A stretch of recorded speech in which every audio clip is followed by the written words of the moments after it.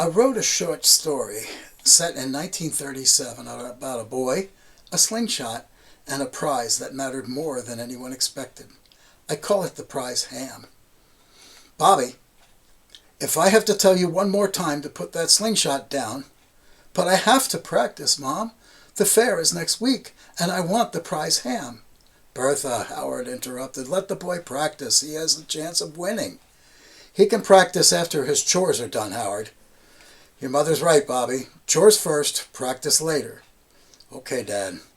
Bobby pushed the slingshot into his back pocket and moved toward the barn.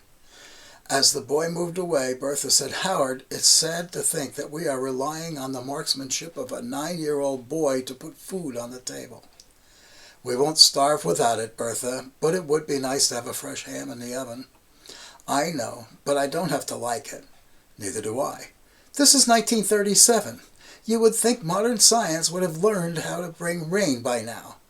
Only in dying novels, Bertha. Howard nodded and moved out the door. Bertha stood in the kitchen in the large 4-square house built when times were better. Lord, help me get through this summer. Bring us the rain we need. Give me the ability to keep my family fed and clothed. Bobby finished his chores and pulled out his slingshot again.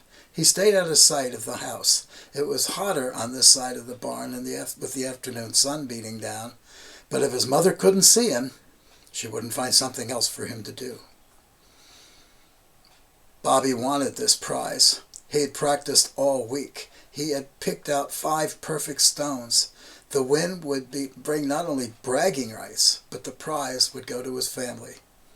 The meet was open to all boys under the age of 17. He knew the other boys. Some were good with a sling.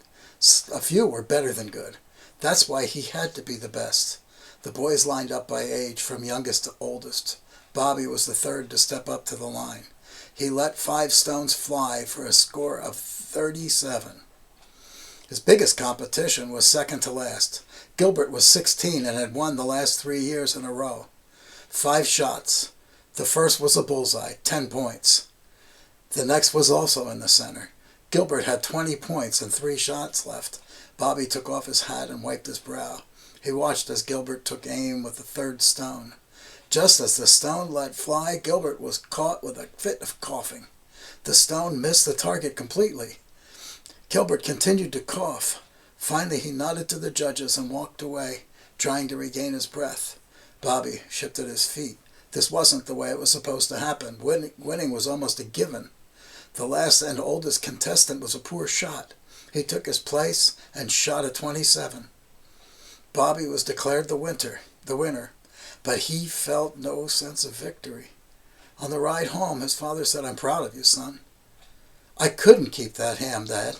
It wasn't right. Gilbert was going to beat me fair and square. That's why I told Mr. Stanbauer to give the ham to his family. Howard didn't answer. He simply nodded and smiled. The story is called The Prize Ham. If you like this story and you'd like to read and see other stories, please visit my website at richardskorupski.com, richardskorupski.com. Thank you, and have a wonderful day.